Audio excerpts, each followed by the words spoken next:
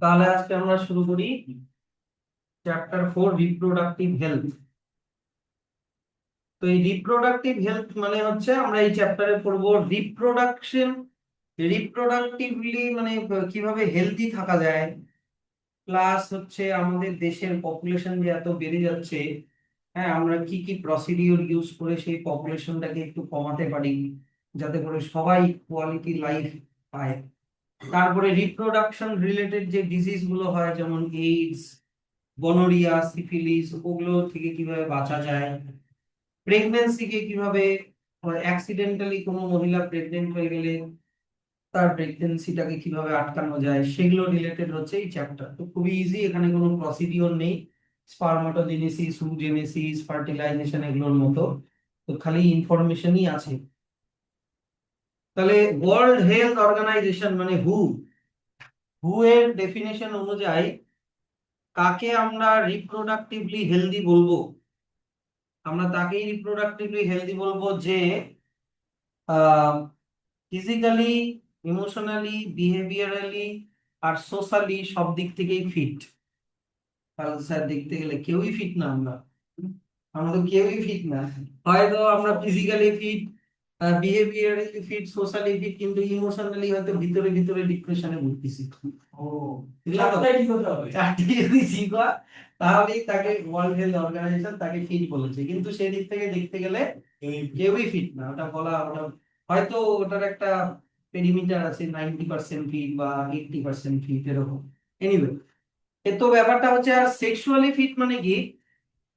যার having physically and functionally normal reproductive organs আছে, মানে ফুল, ছেলেদের ক্ষেত্রে ফুললি ফাংশনিং টেস্টিস ও পেনিস, এগুলো গ্ল্যান্ডস গুলো, মেয়েদের ক্ষেত্রে ইউটেরাস, ওভারি, এগুলো যাতে ঠিকঠাক করে কাজ করে। আর plus normal emotional and behavioural interactions among them in all sex related aspect, তাহলে তাকে আমি সেক্সুয়ালি রিপ্রোডাক্টিভলি হেলদি বলবো। এটা ওয়ার্ল্ড হেলথ অর্গানাইজেশন বলেছে। তো এবার চলে আসি হচ্ছে রিপ্রোডাক্টিভ হেলথ রিলেটেড কি কি প্রবলেম আমরা ফেস করি আর সেগুলোকে সলিউশন সলভ করার কি কি স্ট্র্যাটেজি আমরা নিতে পারি। তো রিপ্রোডাক্টিভলি হচ্ছে তোমার হেলদি বানানোর জন্য ইন্ডিয়ান গভর্নমেন্ট হচ্ছে প্রথম সেই গভর্নমেন্ট গুলোর মধ্যে একটা কান্ট্রি যে কিনা 1951-এ একটা প্রোগ্রাম শুরু করেছিল, ফ্যামিলি প্ল্যানিং, যাতে করে মনে করো একটা পরিবারে মনে করো তিনটা চারটা বাচ্চা অ্যাফোর্ড করার মতো ইয়ে নেই, ক্ষমতা নেই, কিন্তু তার অনেকগুলো বাচ্চা, তাহলে সে ঠিক করে ফ্যামিলি প্ল্যানিং করেনি। তাই সব বাচ্চাকে ঠিক করে খাবার দিতে পারছে না, চিকিৎসা করাতে পারছে না, এডুকেশন দিতে পারছে না, তার মানে ফ্যামিলি প্ল্যানিং ঠিক করে করেনি। ফ্যামিলি প্ল্যানিং কিসের উপরে বেস করে হয়? ফ্যামিলি প্ল্যানিং হয় হচ্ছে ইনকাম সোর্স কি, তারপরে হচ্ছে বাবা মা কতটা অ্যাভেলেবেল বাচ্চাকে টাইম দেওয়ার ক্ষেত্রে, এগুলো অনেক জিনিস করে পয়েন্ট করে ফ্যামিলি প্ল্যানিং করতে হয়। তো এখন এগুলো ফ্যামিলি প্ল্যানিং করার জন্য গভর্নমেন্ট এজেন্সি আছে। কোনো গরিব ঘরের কেউ ওই এজেন্সিতে গিয়ে ফ্রিতে ফ্যামিলি প্ল্যানিং করাতে পারে।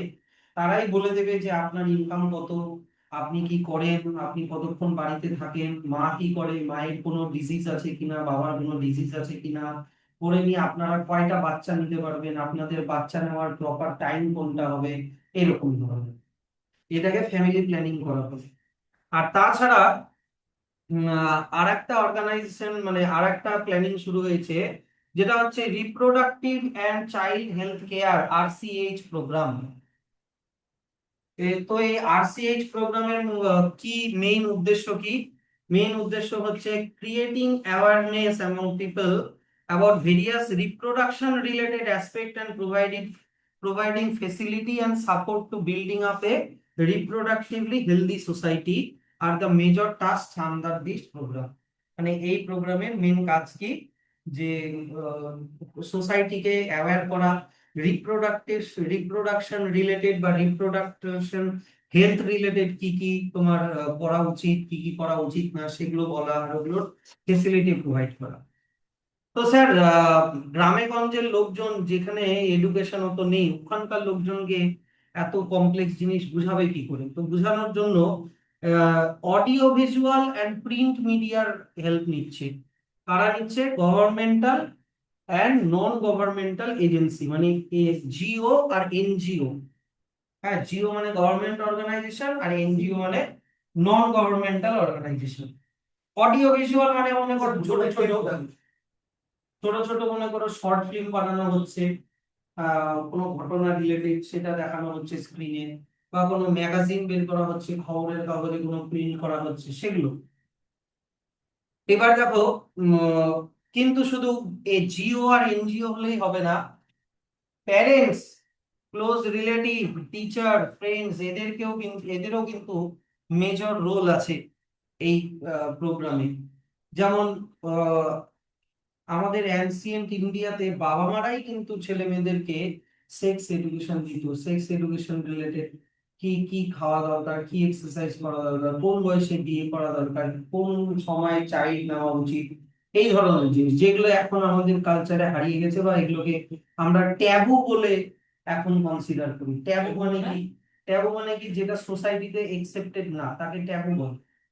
হ্যাঁ, যে বাবা মা ছেলে মেয়ের সাথে সেক্স নিয়ে কথা বলছে, এটা একটা ট্যাবু হয়ে দাঁড়িয়েছে, কিন্তু এটা খুবই নর্মাল আর ন্যাচারাল। তারপরে হচ্ছে সেই জন্য স্কুলে একটা সাবজেক্ট ইন্ট্রোডিউস করা হয়েছিল, সেক্স এডুকেশন, যেটা আমি যখন ছোট ছিলাম 6-7 পড়তে, এটা আমাদের একটা সাবজেক্ট ছিল। তোমার হচ্ছে লাইফস্টাইল ছিল সাবজেক্টটার নাম।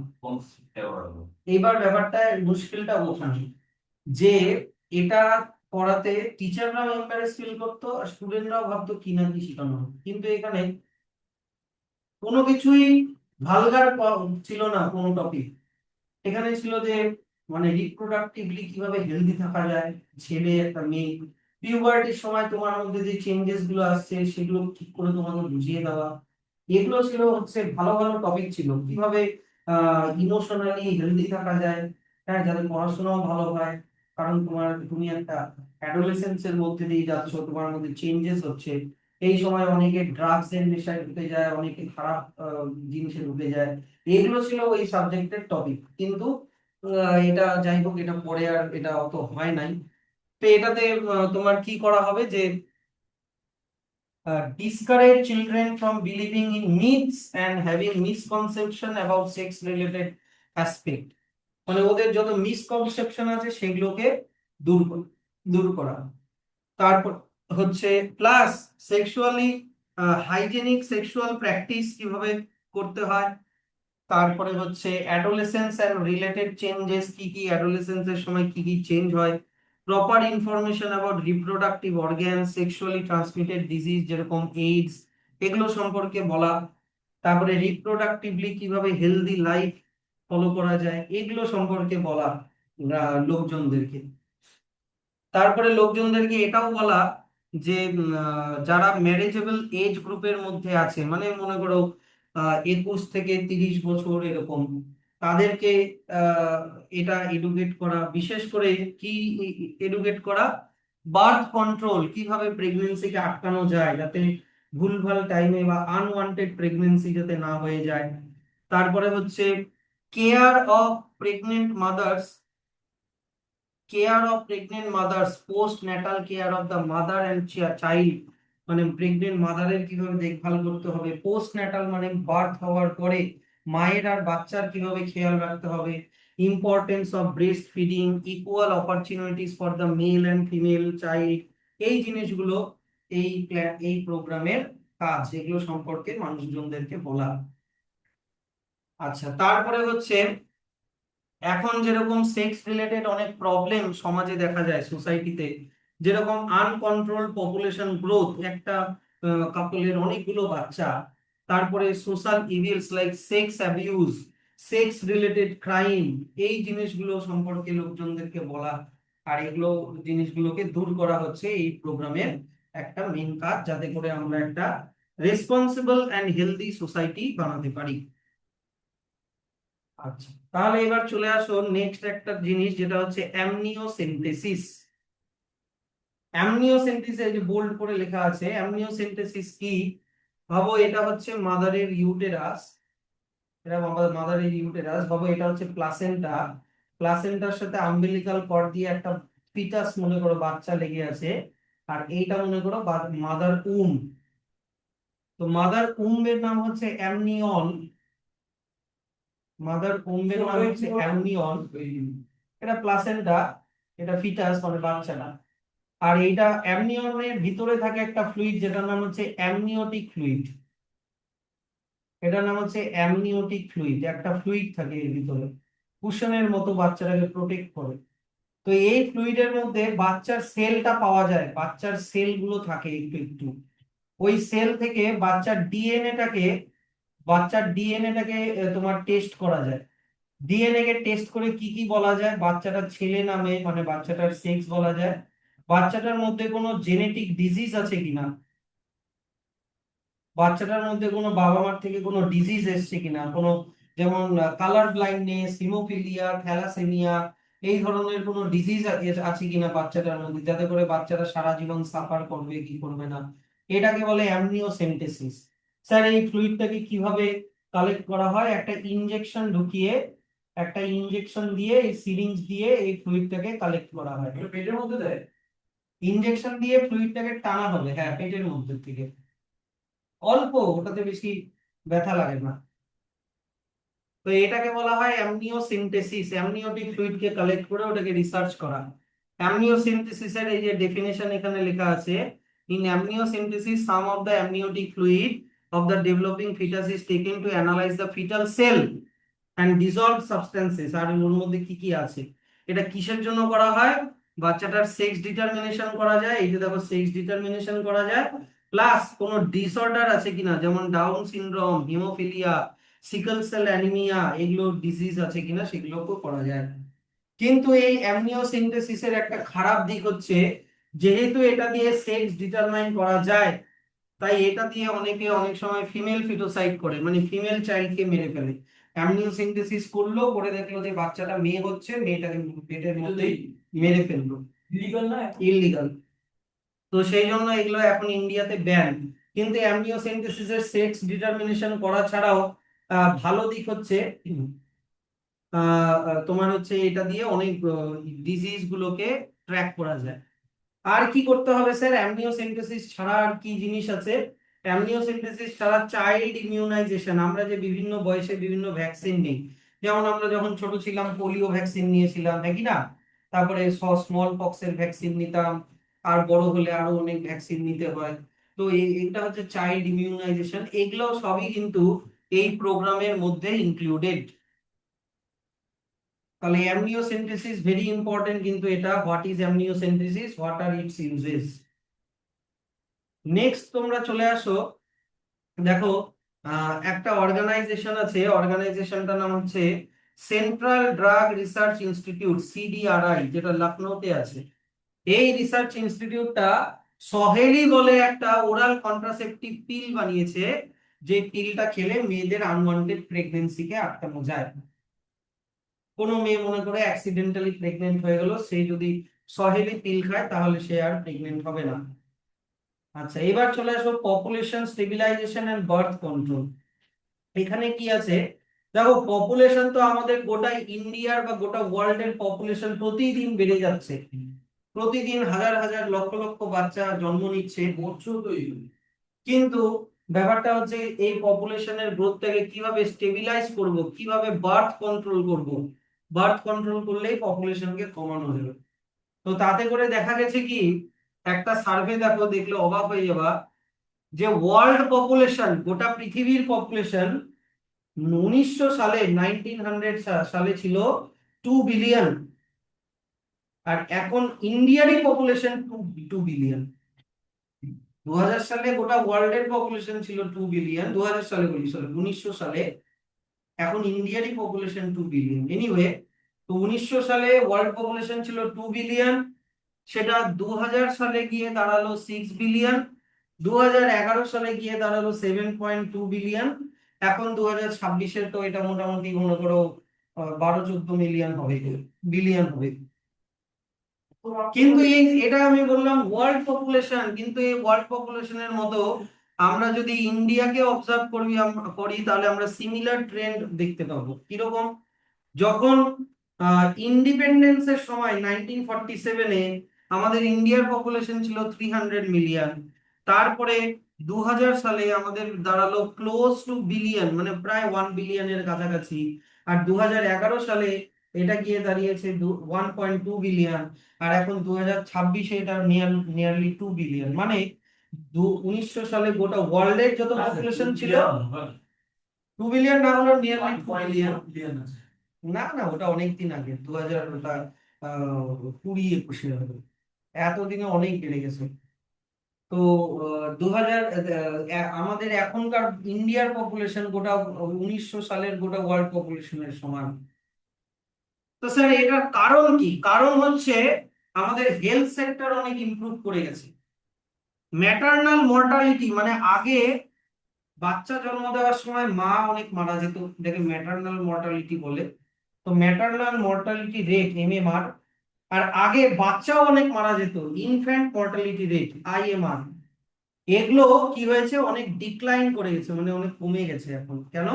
কারণ এখন অনেক ওষুধ, অনেক মানে মেশিন, মানে মেডিকেল সেক্টর এখন অনেক স্ট্রং হয়েছে। সেই জন্য প্রেগনেন্ট মহিলারা অত মারা যায় না, বাচ্চা দেওয়ার সময় অত মারা যায় না, বা বাচ্চাটাও অত মারা যায় না। সেই জন্য পপুলেশন বেড়েই যাচ্ছে, বেড়েই যাচ্ছে, বেড়েই যাচ্ছে।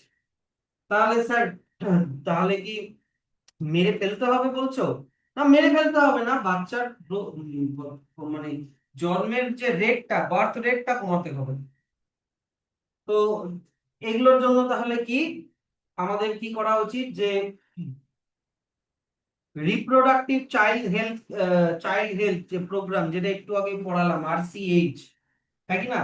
এই আরসিএইচ প্রোগ্রামের জন্য পপুলেশন গ্রোথটা একটু ডাউন হয়েছে ঠিকই, কিন্তু অনলি মার্জিনালি, খুবই কম। তাতে করে 2011 রিপোর্ট অনুযায়ী দেখা গেছে কি আমাদের পপুলেশন গ্রোথ রেট হচ্ছে 2%। 2% মানে হচ্ছে প্রতি 1000 জনে 20টা করে বাচ্চা হচ্ছে পার ইয়ার। বুঝা গেল? তো প্রতি 1000 জনের প্রতি বছর 20টা করে বাচ্চা মানে কম না, 2% গ্রোথ রেট কিন্তু বিশাল হাই। এই 1000 জনের মধ্যে মনে করো 500 জন ছেলে, 500 জন মেয়ে। সেই 500টা মেয়ের মধ্যে মনে করো কেউ বাচ্চা, কেউ ম্যারেজেবল এজ, কেউ মনে করো বয়স্ক। তুই কি বললা, মানে 1 বছরে 20 পার 1000 পার ইয়ার, মানে প্রতি 1000 জনে 20টা করে বাচ্চা হচ্ছে প্রতি বছর। তার মানে এবার এই 1000 জনের মধ্যে 500টা ছেলে বাদ দাও, তাহলে বাকি থাকলো 500টা মেয়ে। সেই 500টা মেয়ের মধ্যে থেকে তুমি মনে করো 200টা বাচ্চা মেয়ে বাদ দাও, বাকি থাকলো 300টা। 300টার মধ্যে থেকে তুমি 100টা মনে করো ইয়ে বাদ দাও, বয়স্ক মহিলা বাদ দাও, বাকি থাকলো 200টা। তাহলে 200টা মহিলা 20টা করে বাচ্চা দিচ্ছে। এটা কিন্তু কম না, বিশাল ভাই। তো এটার জন্য কি আমাদের পপুলেশন র্যাপিডলি বেড়েই যাচ্ছে, বেড়েই যাচ্ছে, বেড়েই যাচ্ছে। আর তার জন্য কি সমস্যা হচ্ছে, স্কারসিটি। কিসের স্কারসিটি? স্কারসিটি মানে অভাব। ফুড, শেল্টার, বাবা মারা ঠিক করে বাচ্চাদেরকে খাবার দিতে পারছে না, থাকার জায়গা দিতে পারছে না, ক্লদিং দিতে পারছে না, তারপরে হচ্ছে এডুকেশন দিতে পারছে না, চিকিৎসা দিতে পারছে না। তাহলে সেই জন্য গভর্নমেন্টকে সিরিয়াস মেজার নিতে হবে, যাতে করে এটা কমানো যায়, গ্রোথ রেটটাকে কমানো যায়। এত অব্দি ব্র্যাকেট ক্লোজ করে দাও। নেক্সট এখান থেকে আবার ব্র্যাকেট করো। তো গভর্নমেন্ট কিছু মানুষদেরকে এডুকেট করার মোটিভেট করার, এই যে দেখো, মোটিভেট করার কিছু চেষ্টা করছে। যেমন একটা আহ, একটা স্লোগান খুব পপুলার হয়েছে, হাম দো হামারে দো, মানে আমরা দুজন, আমাদেরও দুজন, মানে একটা কাপলের দুটো করে বাচ্চা, বা যাকে কিনা বলে 2 চাইল্ড পলিসি। চায়নাতে যেমন ছিল 1 চাইল্ড পলিসি, এখন ওটা আর ফলো করে না, কারণ ওখানে 1 চাইল্ড পলিসির জন্য একটা বড় সমস্যা হয়ে গেছিল, যে ইয়ং পার্সেন্ট কমে যাচ্ছে আর বয়স্করা বেড়ে যাচ্ছে, এরকম হয়ে গেছিল। তো একটা চিলড্রেনের উপরে মনে করো 5-6 জন বয়স্ক গার্জেনদের বোঝা ওকে নিতে হচ্ছে। যখন ও ইনকাম করবে, ওকে 5-6 জনকে দেখভাল করতে হচ্ছে। তো যাই হোক, এখন ওখানে আবার 2 চাইল্ড পলিসি চলে এসছে। হ্যাঁ, তো 1 চাইল্ড নর্ম। তো আর একটা ব্যাপার হচ্ছে যে ম্যারেজেবল এজটা যেটা, সেটাও আগের থেকে বাড়িয়ে দেওয়া হয়েছে, রেইজ করা হয়েছে। ম্যারেজেবল এজ এখন করে দেওয়া হয়েছে ফিমেলদের জন্য 18 ইয়ার্স, আর মেলদের জন্য 21 ইয়ার্স, যেটা কিনা আগে ছিল 14-15 বছর। ছেলেদেরও অনেক কম ছিল, 18 বছর, এখন ওটাকে বাড়িয়ে দেওয়া হয়েছে। যা আর 15 বছর ছিল। হ্যাঁ, তো এবার তারপরে হচ্ছে, এবার এগুলো হচ্ছে আরো কিছু কিছু মেজার যেগুলো গভর্নমেন্ট নিয়েছে যাতে করে পপুলেশন গ্রোথ রেট কে কমানো যায়। আর একটা কি মেথড নেওয়া যেতে পারে, কন্ট্রাসেপটিভ মেথড, মানে প্রেগন্যান্সিকে আটকানোর মেথড, যাতে করে আনওয়ান্টেড প্রেগন্যান্সিকে আটকানো যায়। আরো অনেক কিছু আছে। তাহলে স্যার কন্ট্রাসেপটিভ মেথড মানে প্রেগন্যান্সিকে আটকাবো কি করে? তো একটা আইডিয়াল কন্ট্রাসেপটিভ এর কি কি গুণ থাকা উচিত, কি কি ফিচার্স থাকা উচিত? এক নাম্বার, এটা হতে হবে ইউজার ফ্রেন্ডলি। এমনই একটা কন্ট্রাসেপটিভ নিয়ে আসলো যেটাকে কিভাবে ইউজ করতে হয় মানুষ বুঝতেই পারছে না, তাহলে ওটা হবে না। দুই নাম্বার, এটা হতে হবে ইজিলি অ্যাভেলেবল। তিন নাম্বার হতে হবে এফেক্টিভ, মানে প্রেগন্যান্সিকে যাতে আটকাতে পারে। চার নাম্বার হতে হবে রিভার্সিবল, মানে আবার যাতে ইউজ করা যায় বা না যায়, কিন্তু no or less side effect, কোনো যাতে সাইড এফেক্ট না হয়। আর কি হতে হবে, এটা কোনোভাবে মেল বা ফিমেলের যে সেক্সুয়াল ড্রাইভ বা ডিজায়ার বা সেক্সুয়াল অ্যাক্ট, সেটাতে যাতে কোনোভাবে ইন্টারফেয়ার না করে। মানে কন্ট্রাসেপটিভটা অ্যাপ্লাই করে সেক্স সেক্স করার সময় অসুবিধা হচ্ছে বা সেক্স করতে ইচ্ছা হচ্ছে না, তা এগুলো যদি না থাকে তাহলে ওটাকে আমি বলবো একটা আইডিয়াল কন্ট্রাসেপটিভ। তো স্যার কি কি কন্ট্রাসেপটিভ আছে? তোমার হচ্ছে natural or traditional contraceptive, barrier method আছে, আইইউডি আছে, ওরাল কন্ট্রাসেপটিভ আছে, ইনজেক্টেবল কন্ট্রাসেপটিভ আছে, ইমপ্ল্যান্টস আছে, আর সার্জিক্যাল মেথড আছে। তো এবার এগুলো একটা একটা করে দেখি। প্রথমে দেখে নিই হচ্ছে ন্যাচারাল আর ট্র্যাডিশনাল মেথড। ন্যাচারাল মেথড এখান থেকে থার্ড ব্র্যাকেট করো, ভিতরে ভিতরে ফার্স্ট ব্র্যাকেট করতে হবে। ন্যাচারাল মেথডের একটা পপুলার মেথড হচ্ছে পিরিয়ডিক অ্যাবসিয়েন্স।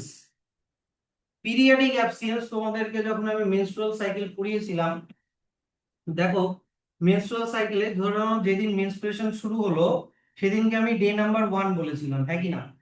আর যেদিন ওভিউলেশন হচ্ছে, ওভিউলেশন মেনস্ট্রুয়েশন একবারে মিডিলে হয়, মানে ডে নাম্বার 14, তাই তো?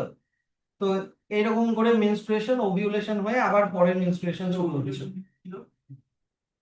এইবার দেখো, ধরে নাও ডে নাম্বার 14 এ ওভিউলেশন হচ্ছে, তো কিন্তু অনেক সময় আগে পিছেও ওভিউলেশন হতে পারে। তো সেফটির জন্য ডে নাম্বার 10 থেকে ডে নাম্বার 17 পর্যন্ত এই টাইম পিরিয়ডের মধ্যে তোমার মানে ওভিউলেশন যেই টাইমে হওয়ার চান্সেস বেশি, সেই টাইমের মধ্যে কোনো রকম সেক্স করা যাবে না, মানে কোটিয়াস করা যাবে না। তাহলে কি ওভিউলেশন মানে কি, ফ্যালোপিয়ান টিউবে ওভামটা চলে আসলো, ভাবো এটা ইউটেরাস, এখানে ওভামটা আছে। তো ওভিউলেশন হওয়ার সময় হলো, তারপরে যদি সেক্স না করে তাহলে স্পার্মও আসছে না, আর ওভামটা ফার্টিলাইজ হচ্ছে না, তাহলে প্রেগনেন্টও হবে না। বুঝা গেল তো? এটাকে পিরিয়ডিক অ্যামনিওসিস বা অ্যাবসিয়েন্স বলে। আর এটা তোমাকে মানে কোন টাইমে অ্যাভয়েড করতে হবে কোটিয়াসকে? ডে নাম্বার 10 থেকে day number 17 of the menstrual cycle. এটা একটা ন্যাচারাল মেথড। দুই নাম্বার ন্যাচারাল মেথড হচ্ছে উইথড্রল মেথড অর কোটিয়াস ইন্টারাক্টাস। মানে হচ্ছে তোমার জাস্ট পেনিস থেকে তোমার ইজাকুলেশন হবে, সিমেনের ইজাকুলেশন হবে, তখন ইজাকুলেশনের ঠিক আগে ভ্যাজাইনা থেকে পেনিসটাকে উইথড্র করে নিতে হবে। তাহলে এটা হয়ে গেল উইথড্রল অর কোটিয়াস ইন্টারাক্টাস। এটা একটা ন্যাচারাল মেথড, এটাতেও কোনো রকমের কোনো আর্টিফিশিয়াল কন্ট্রাসেপটিভ ডিভাইস যেমন ধরো কন্ডোম এগুলোকে ইউজ না করলেও এই মেথড গুলো দিয়েও হয়ে যাবে, আর এগুলোর কোনো সাইড এফেক্টও নেই। নেক্সট চলে আসে হচ্ছে ল্যাকটেশন অ্যামনোরিয়া। ল্যাকটেশন অ্যামনোরিয়া হচ্ছে যখন একটা মা ব্রেস্ট ফিডিং করে, মনে করে একটা বাচ্চার মানে বাচ্চার জন্ম দিল, পার্টুরেশন হলো, বাচ্চা জন্ম দেওয়ার মোটামুটি তোমার 6 মাস পর্যন্ত ওর ব্রেস্ট ফিডিং চলে। দেখো 6 মান্থস লেখা আছে, হ্যাঁ।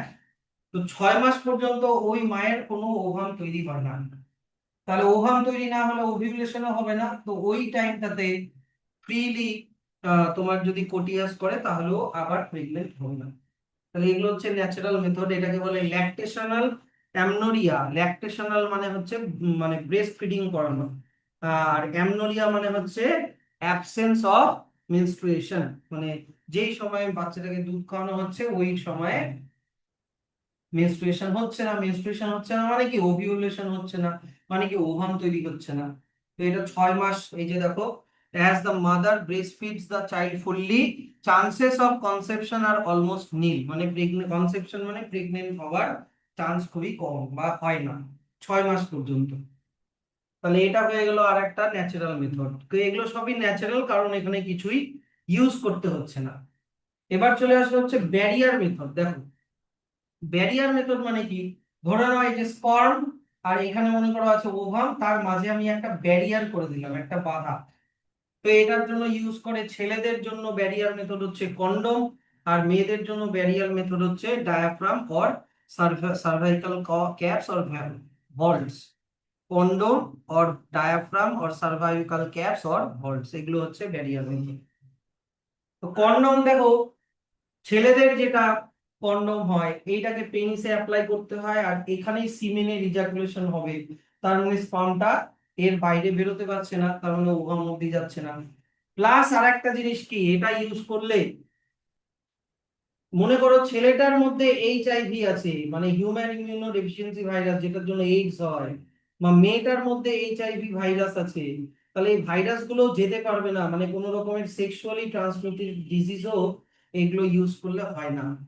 এটা কিন্তু ইম্পর্টেন্ট, এটা কন্ট্রাসেপশন ছাড়াও এসটিডি থেকেও বাঁচায়। এসটিডি মানে সেক্সুয়ালি ট্রান্সমিটেড ডিজিজ। তো এটা দেখো, এই যে this can prevent conception, plus এটাও লেখা আছে যে কন্ট্রাক্টিং এসটিআইস মানে সেক্সুয়ালি ট্রান্সমিটেড ইনফেকশন, যেমন এইডস, এগুলোর থেকেও বাঁচায়। আর ডায়াফ্রামকে অ্যাপ্লাই, ডায়াফ্রাম হচ্ছে ফিমেলদের কন্ডোম, এই যে এটা কন্ডোম ফর ফিমেল, যেটাকে অ্যাপ্লাই করতে হয় সার্ভিক্সে, রিপ্রোডাক্টিভ ট্র্যাক্টে বা সার্ভিক্সে অ্যাপ্লাই করতে হয়। তাহলে জাস্ট কোটিয়াসের আগে, তাহলেও এটা কি করবে, blocking the entry of sperm. Plus এই মেয়েদের ডায়াফ্রামের মধ্যে কি থাকে, স্পার্মিসাইডাল ক্রিম থাকে, বা জেলি থাকে, বা ফোম থাকে। স্পার্মিসাইড যেমন পেস্টিসাইড পেস্টকে মারে, স্পার্মিসাইড স্পার্মকে মারে। তো এই স্পার্ম গুলোকেও নষ্ট করে দেয়, যাতে করে কোনো রকমের প্রেগনেন্সি হওয়ার চান্সেস না থাকে। তাহলে এটা হয়ে গেল ব্যারিয়ার মেথড, দুটো ছিল, এটা দুটো ব্যারিয়ার মেথড। আচ্ছা, এইবার চলে আসা হচ্ছে আইইউডি, ফুল ফর্মটা খুব ভালো করে মনে রাখবা। আইইউডি এর ফুল ফর্ম হচ্ছে ইন্ট্রা ইউটেরাইন ডিভাইসেস, আইইউডিস। এটা কিরকম হয় স্যার, এই যে দেখো কপার টি, যে ফিগারে এই ছবিটা এইরকম দেখতে হয়, একটা টি শেপের একটা ডিভাইস হয়। এটাকে ইমপ্ল্যান্ট করতে হয় তোমার হচ্ছে ভ্যাজাইনার মধ্যে। ভাবো এটা হচ্ছে তোমার ফিমেল রিপ্রোডাক্টিভ ট্র্যাক্ট, এটা ভাবো ইউটেরাস, এইটা হচ্ছে সার্ভিক্স, এইটা হচ্ছে তোমার ভ্যাজাইনা।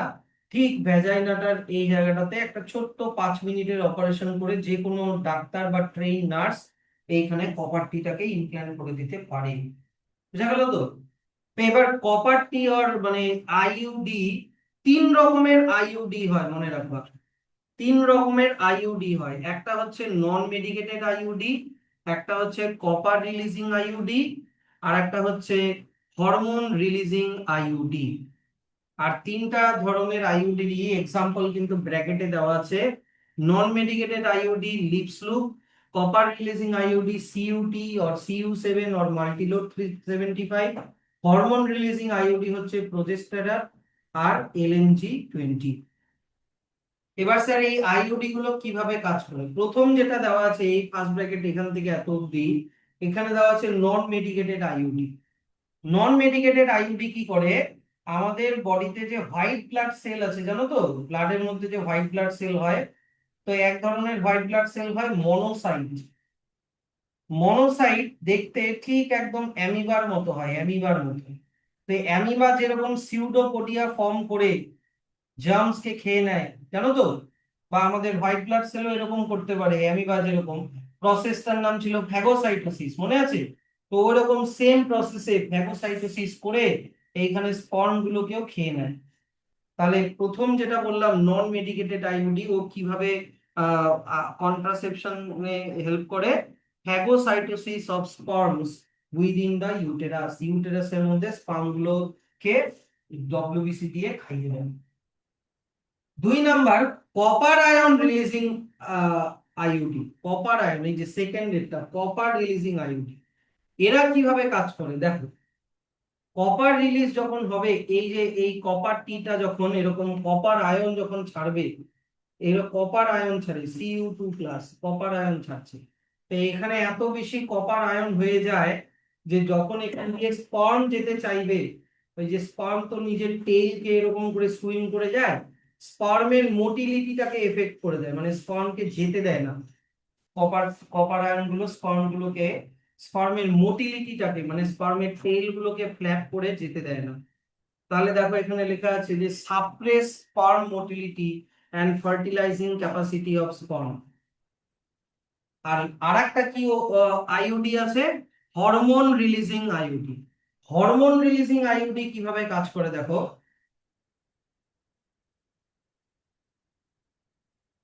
হরমোন রিলিজিং আইইউডি, ভাবো এটা হচ্ছে হরমোন রিলিজিং আইইউডি। এ এত এমন কিছু কেমিক্যাল ছাড়বে, যেই কেমিক্যাল গুলো ইউটেরাসের গায়ে লেগে যাবে। ইউটেরাসের গায়ে এমন ভাবে কেমিক্যাল গুলো লেগে যাবে যে যাতে করে যদি কোনোভাবে এখানে ওভামটা স্পার্ম দিয়ে ফার্টিলাইজ হয়েও যায়, তাহলে তো ওটা জাইগোট হয়ে গেল, হ্যাঁ কি না? জাইগোট থেকে ওটা কি হবে, এমব্রায়ো হবে। ওই এমব্রায়োটা ইউটেরাসের মধ্যে তো ইমপ্ল্যান্ট হয়, হ্যাঁ কি না? তো এই কেমিক্যাল গুলো কি করবে, এমব্রায়োটার ইমপ্ল্যান্টেশনটা হতে দিবে না। এটা হরমোন রিলিজিং আইইউডি এটা করে। আর প্লাস এইখানে এত বেশি মিউকাস সিক্রিট করায় সার্ভিক্স রিজিয়নে, এত বেশি মিউকাস সিক্রিট করায় যে স্পার্ম গুলো অত ভালো করে যেতে পারে না, স্পার্ম গুলো এখান দিয়ে আটকে যায়। তাহলে এটা হয়ে গেল তোমার হরমোন রিলিজিং আইইউডি। দেখো এখানে কি লেখা আছে যে make the uterus unsuitable for implantation, ওই যে এমব্রায়ো ইমপ্ল্যান্ট হতে পারে না। আর সার্ভিক্স কেও হস্টাইল বানিয়ে দেয়, যাতে করে স্পার্ম গুলো যেতে না পারে। কোন আইইউডি কিভাবে কাজ করে আমি কিন্তু বলে দিচ্ছি, এগুলো কিন্তু কনফিউজিং, বলে দিলাম। নন মেডিকেটেড আইইউডি কি করে, ফ্যাগোসাইটোসিস করে স্পার্মকে কিল করে, ঠিক আছে। তারপরে কপার আয়ন রিলিজিং আইইউডি কি করে, স্পার্মের মোটিলিটিটাকে কমিয়ে দেয়। আর হরমোন রিলিজিং আইইউডি কি করে বললাম, ইমপ্ল্যান্টেশনকে আটকায়, যাতে জাইগো মানে এমব্রায়োটা যাতে ইমপ্ল্যান্ট না হয়, প্লাস সার্ভিক্সকেও হস্টাইল বানিয়ে দেয়, যাতে করে স্পার্ম গুলো সব মরে যায়। তো এবার ব্যাপারটা হচ্ছে যে স্যার, এটা কারা ইউজ করতে পারে। মনে করো একটা কাপলের একটা বাচ্চা হয়েছে, ওরা চায় আবার 4 বছর পরে একটা বাচ্চা হোক, তখন ওই মহিলাটা ওই 4 বছর এই আইইউডি অ্যাপ্লাই করতে পারে। দেখো এখানে লেখা আছে who want to delay pregnancy or space children, মানে দুটা বাচ্চার মধ্যে 4-5 বছরের গ্যাপ রাখতে চায়, তারা এগুলো ইউজ করে।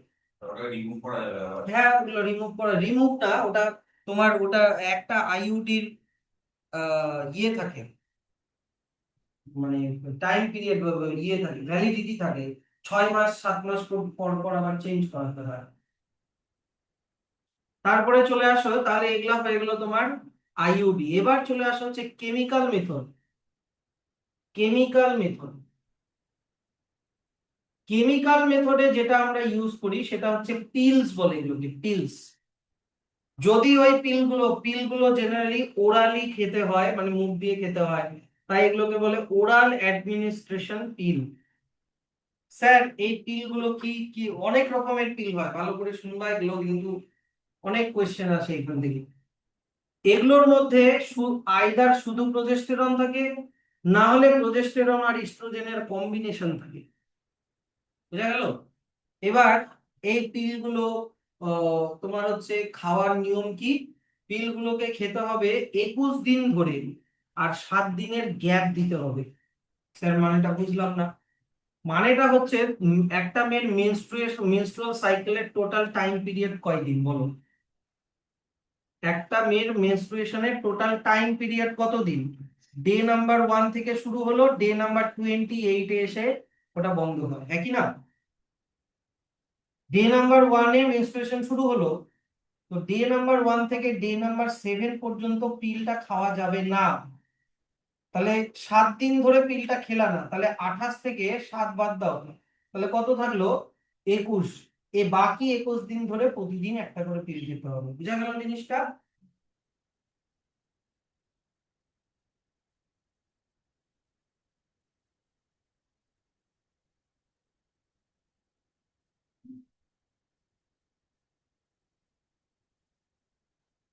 এক সেকেন্ড একটু দাঁড়াও।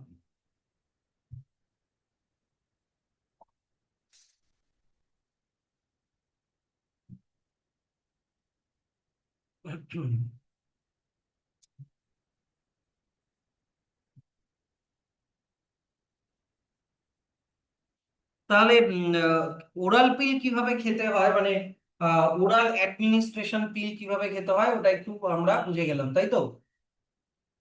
যে মেনস্ট্রুয়েশনের 7 দিন খালি খেতে খাওয়া যাবে না, বাকি যেটা তোমার 21 দিন, 21 দিন ধরে খেতে হবে। দেখে নাও আগে ভালো করে যে pills have to be taken daily for a period of 21 days, starting preferably within the first 5 days of menstrual cycle। menstrual cycle শুরু হওয়ার প্রথম 5 দিনের পর থেকে খেতে হবে 21 দিন ধরে। তারপরে কয় দিনের গ্যাপ দিতে হবে? 7 দিনের গ্যাপ দিতে হবে। তো কোন 7 দিন? যেই 7 দিন তোমার মেনস্ট্রুয়েশন হচ্ছে সেই 7 দিন ওটা খাওয়া যাবে না, তারপরে আবার ওটাকে রিপিট করতে হবে। এবার স্যার বুঝলাম তো, সবই বুঝলাম, এর মধ্যে কি থাকে, প্রোজেস্টেরন ইস্ট্রোজেন কি কি থাকে, কিভাবে খেতে হবে বুঝলাম, কিন্তু এর পরেটা কি, কি কাজ করে? এ ফিমেল রিপ্রোডাক্টিভ সিস্টেমে এমন হরমোনাল চেঞ্জেস করে দেয় যে তার ওভিউলেশনটাই হয় না। আইদার ওভিউলেশন হয় না, আর যদি ওভিউলেশন হয়ে জাইগোট তৈরি হয়েও যায় তাহলেও ইমপ্ল্যান্টেশন হতে দেয় না। এই পিলটা যদি একটু বেশি করে খেতে হয় তাহলে খুব হরমোনাল মানে ইমব্যালেন্স হয়ে যাবে, মারা যাবে কি, যেতে পারে। আচ্ছা, ওভিউলেশন করে কোন হরমোন বলো? ফিমেলদের ওভিউলেশন করায় কোন হরমোন?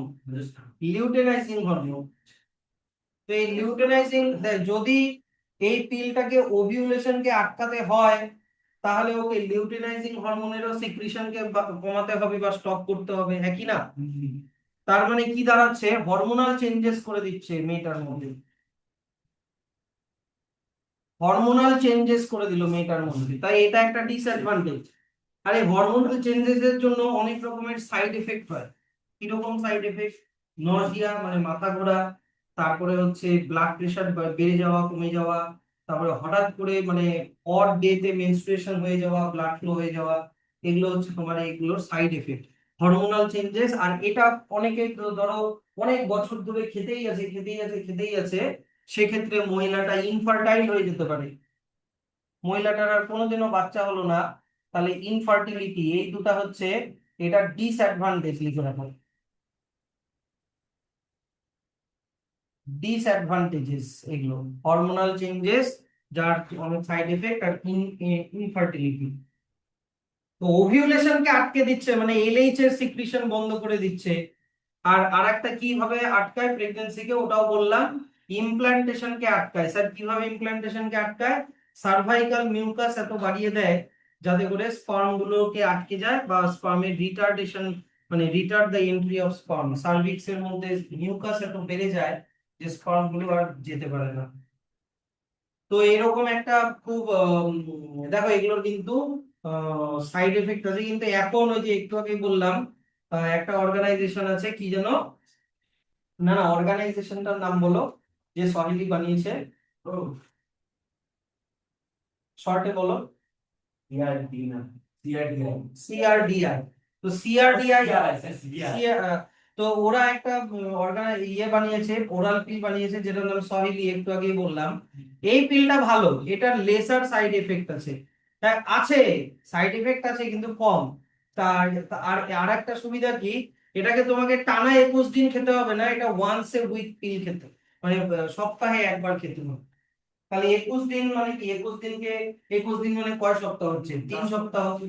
তাহলে 3 সপ্তাহে একটা, 3 সপ্তাহে মানে প্রতি সপ্তাহে একটা করে, যেখানে আগে 21টা পিল খেতে হতো সেখানে এখন একটা পিল খেলেই বা 3টা পিল খেলেই কাজ হয়ে যাচ্ছে। এবার চলে আসো হচ্ছে আহ আরেক ধরনের পিল হয় যেটাকে ইনজেকশনের মাধ্যমে দেওয়া যায়, অথবা এই যে দেখো স্কিনের নিচে ইমপ্ল্যান্ট করা যায়। স্যার ওই পিলের মধ্যে কি থাকে, হয় শুধু প্রোজেস্টেরন থাকে, অথবা প্রজেস্টেরন আর ইস্ট্রোজেনের কম্বিনেশন থাকে, কম্বিনেশন উইথ ইস্ট্রোজেন।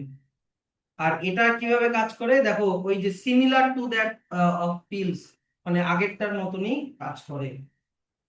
তো স্যার এই পিল গুলো, এই যে প্রজেস্টেরন অর প্রজেস্টেরন ইস্ট্রোজেনের কম্বিনেশন, প্রজেস্টেরন ইস্ট্রোজেনের কম্বিনেশন অথবা আইইউডি কখন অ্যাপ্লাই করতে হয়? কোটিয়াস হওয়ার মানে সেক্স করার 72 আওয়ার্স এর মধ্যে।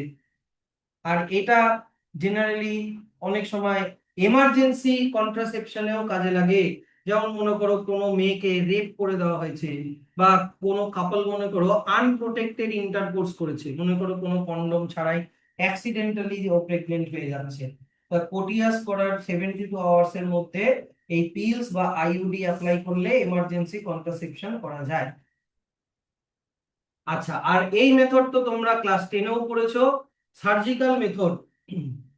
সার্জিক্যাল মেথড, যেটার আর একটা নাম স্টেরিলাইজেশন। তো সার্জিক্যাল মেথডে আমরা তো জানি যে ছেলেদের হয়তো ভাঁজ ডিফারেন্সটা এইভাবে কেটে টাইট করে দেওয়া হয়, অথবা মেয়েদের ফ্যালোপিয়ান টিউবটাকে কেটে এইভাবে টাইট করে দেওয়া হয় বা বেঁধে দেওয়া হয়। তাহলে কি এখান থেকে টেস্টিসের মধ্যে যে স্পার্ম তৈরি হচ্ছে, স্পার্ম গুলো যেতে পারছে না, আর ওভারির মধ্যে যে ওভাম তৈরি হচ্ছে, ওভামটাও এখানে এসে আটকে যাচ্ছে, এত অব্দিও স্পার্ম পৌঁছাতে পারছে না, তাহলে ফার্টিলাইজেশন হচ্ছে না। মেনস্ট্রুয়াল সাইকেল হবে, ওর মধ্যে হরমোনাল কোনো চেঞ্জ হচ্ছে না। স্যার এই ওভামটা আর এই স্পার্ম গুলোর কি হবে? যে স্পার্ম গুলো বেরোতে পারছে না বা যে ওভামটা বেরোতে পারছে না, সেটার কি হবে?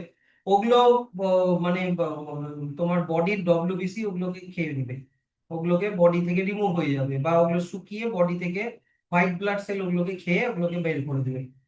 বুঝা গেল? স্যার এই ছেলেটা কি তাহলে কি আর সেক্স করতে পারবে না, মানে কোটিয়াস কি করতে পারবে না? অবশ্যই পারবে। আমি তোমাদেরকে বলেছিলাম দেখো, এই ছেলেটার তো সেমিনাল ভেসিকল, প্রস্টেট গ্ল্যান্ড আর কাউপার গ্ল্যান্ড, এই গ্ল্যান্ড গুলো তো ইনট্যাক্ট আছে, একই না?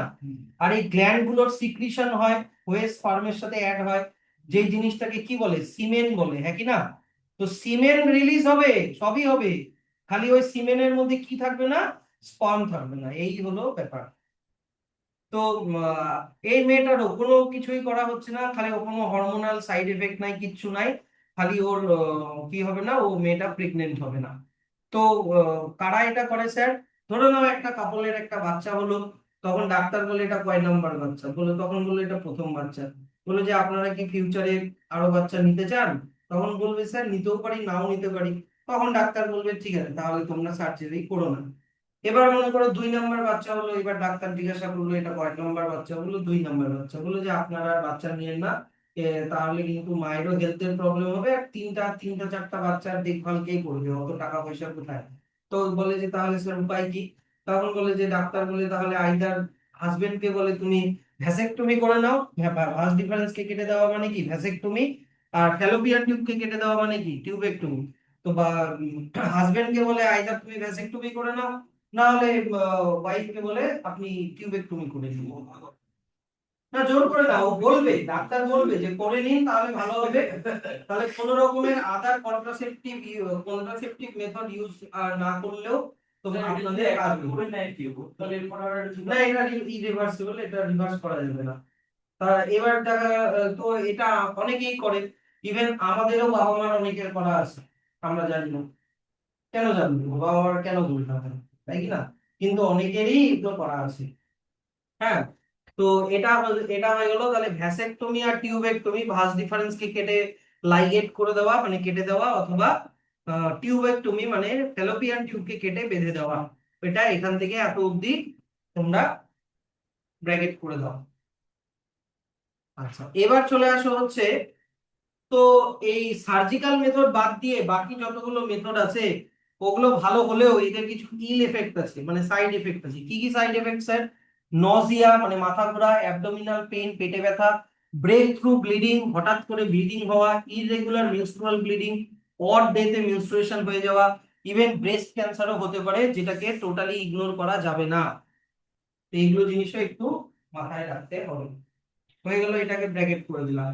আচ্ছা স্যার, এবার মেয়েটা তাও মনে করো প্রেগনেন্ট হয়ে গেল, মনে করো মেয়েটা হয়তো ওরাল পিল খেয়েছে, ওরাল পিলটা কোনো কারণে কাজ করেনি, বুঝা গেল? বা মেয়েটা হয়তো আইইউডি ইউজ করেছে, আইইউডিটা এক্সপায়ার হয়ে গেছে, আইইউডিটা কাজ করেনি, মেয়েটা প্রেগনেন্ট হয়ে গেল। এবার তাহলে কি স্যার উপায়? তাহলে প্রেগনেন্সিকে, তারপরে প্রেগনেন্সিকে আটকানোর উপায় হচ্ছে medical termination of pregnancy, MTP. মানে প্রেগনেন্সিকে এবার প্রেগনেন্ট হয়ে গেছে, এবার কিভাবে আটকাবো, মানে যেটাকে আমরা নর্মাল ভাষায় কি বলে থাকি, অ্যাবর্শন করানো। হ্যাঁ, বাচ্চাটাকে ইউটেরাস থেকে বের করে দেওয়া। তো তাতে করে দেখা গেছে কি যে গোটা ওয়ার্ল্ডে 45 থেকে 50 মিলিয়ন ওমেন এমটিপি করায়। তো এটা কিন্তু গোটা ওয়ার্ল্ড পপুলেশনের, ওয়ার্ল্ড ফিমেল পপুলেশনের 1/5। মানে দেখা যাচ্ছে 5 জন মহিলার মধ্যে একজন এমটিপি করাচ্ছে।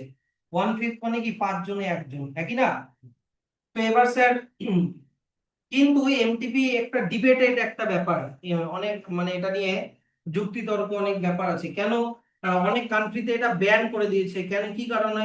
Emotional, ethical, religious and social ইস্যুর কারণে।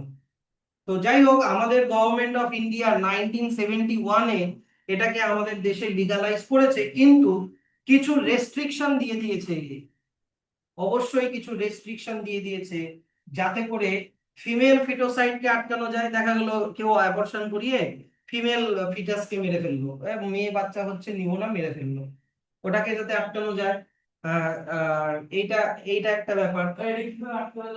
এবার দেখো, তাহলে মেডিকেল টার্মিনেশন প্রেগন্যান্সি রেস্ট্রিকশন গুলো কি কি, দেখো রেস্ট্রিকশন গুলো এখানে লেখা আছে, রেস্ট্রিকশন গুলো এখানে লেখা আছে, আর এখানে লেখা আছে ল গুলো, অ্যাক্ট গুলো। তো medical termination pregnancy amendment act 2017 এই অনুযায়ী তোমার হচ্ছে গভর্নমেন্ট, এটার আগে জানতে হবে এটার ইন্টেনশন কি। ইন্টেনশন মানে হচ্ছে এই একটা কি মানে চায়, চায় হচ্ছে ইললিগাল অ্যাবর্শনকে আটকাতে চায়, আর ম্যাটারনাল মর্টালিটি এন্ড মরবিডিটিকে আটকাতে চায়। মানে অ্যাবর্শন করানোর সময় ম্যাটারনাল মানে কি মাদার, মাদারের দেখা গেলো মর্টালিটি মানে কি মারা যাচ্ছে, বা মাদারের বড়সড় কোনো ক্ষতি হবে, মরবিডিটি মানে কি ক্ষতি হচ্ছে, সেগুলোকে আটকানো যাওয়ার জন্য এই অ্যাক্টটা চালু করা হলো। তো স্যার এই অ্যাক্টে কি বলা হয়েছে? প্রথম অ্যাক্ট এই যে এখান থেকে দেখো, যদি প্রথম 12 উইকস এর মধ্যে তুমি অ্যাবর্শন করাতে চাও, 12 উইকস মানে প্রেগনেন্ট হওয়ার 12 উইকস এর মধ্যে যদি অ্যাবর্শন করাতে চাও, তাহলে একটা রেজিস্টার্ড মেডিকেল প্র্যাকটিশনারের সাথে প্র্যাকটিশনারের ওপিনিয়ন নিতে হবে। এখানে ওয়ানে বেশি জোর দিচ্ছি আমি। 12 উইকস এর মধ্যে হলে কটা প্র্যাকটিশনারের ওপিনিয়ন নিতে হবে? একটা। কিন্তু যদি প্রেগনেন্সিটা 12 উইক থেকে 24 উইকস এর মধ্যে হয়, তাহলে দুটো রেজিস্টার্ড মেডিকেল প্র্যাকটিশনারের ওপিনিয়ন কিন্তু নিতে হবে। কি বোঝা গেল তো? তাই 1 আর 2 কিন্তু বেশি জোর দিচ্ছি আমি, কোন কেসে একটা প্র্যাকটিশনারের ওপিনিয়ন, কোন কেসে দুটা প্র্যাকটিশনারের ওপিনিয়ন। তো যাই হোক, এবার ওই প্র্যাকটিশনার গুলো সব শুনলো যে কি কারণে আপনি অ্যাবর্শন করাতে চান বা কি জিনিস। তো ওই ওরা ভালো করে ঠিকঠাক গ্রাউন্ড রিয়ালিটিটাকে চেক করে নিচ্ছে, গ্রাউন্ডস, কিছু কিছু গ্রাউন্ডের উপরে বেস করেই ওরা অ্যাবর্শন করবে বা সার্টিফিকেটটা দিবে। কি কি গ্রাউন্ড? 1 নাম্বার গ্রাউন্ড হচ্ছে দেখা গেল যে প্রেগনেন্সিটাকে যদি কন্টিনিউ করা হয়, তাহলে মাটাও মারা যাবে অথবা বাচ্চাটাও মারা যাবে। কি বোঝা গেল? দেখা গেল মাটা খুবই উইক, মায়ের বডি প্রেগনেন্সিকে নিতে পারছে না। হ্যাঁ, তো প্রেগনেন্সিটাকে কন্টিনিউ করলে মায়ের বা বাচ্চাটারই লাইফের রিস্ক আছে। তো continuation of pregnancy would involve a risk to the life of the pregnant woman or of grave injury physical or mental health. এই একটা কারণে ডাক্তার রাজি হতে পারে। 2 নাম্বার আর একটা কারণে রাজি হতে পারে যে দেখা গেল হচ্ছে বাচ্চাটার মধ্যে কোনো অ্যাবনর্মালিটি আছে। এবারে অ্যাবনর্মালিটি আছে কি নাই ওটা কিভাবে বুঝবে বলো? একটু আগে একটা প্রসেস শিখালাম, অ্যামনিওসেন্টেসিস। অ্যামনিওটিক ফ্লুইডটাকে বের করে নিয়ে আগে টেস্ট করে নিবে যে ওর মধ্যে কোনো ডাউন সিনড্রোম বা মনে করো হিমোফিলিয়া এই ধরনের কোনো লাইফ থ্রেটনিং ডিজিজ আছে কিনা। না হলে তো বাচ্চাটা জন্ম হওয়ার পরে সারা জীবন সাফার করবে, একই না? তো দেখো, there is a substantial risk that of the child were born it would suffer from such physical or mental abnormalities as to be seriously handicap, বাচ্চাটা দেখা গেল খুবই সিরিয়াসলি হ্যান্ডিক্যাপ হয়ে জন্ম হবে, সেক্ষেত্রে ডাক্তার রাজি হবে। কিন্তু টাইম দুটাই, টাইম হচ্ছে দুটাই, আইদার কি বলতো, আইদার হচ্ছে 12 উইকস অথবা বিটুইন 12 উইকস টু 24 উইকস। এর বেশি হয়ে গেলে ডাক্তার করবে না, এর বেশি হয়ে গেলে ডাক্তার এমটিপি করবে না। কেন করবে না স্যার? কারণ ততদিনে প্লাসেন্টা ফাসেন্টা তৈরি হয়ে একবারে মায়ের ইউরেথ্রার সাথে খুব মানে মানে ইন্টেন্সলি একবারে লেগে গেছে বাচ্চাটা, তখন এমটিপি করলে বাচ্চার মা মারা যাবে। আর আরো একটা কারণে করবে না, 24 উইকস। আচ্ছা ওটা পরে বলছি, দেখো। তাহলে স্যার এমটিপি, হোয়াই এমটিপি?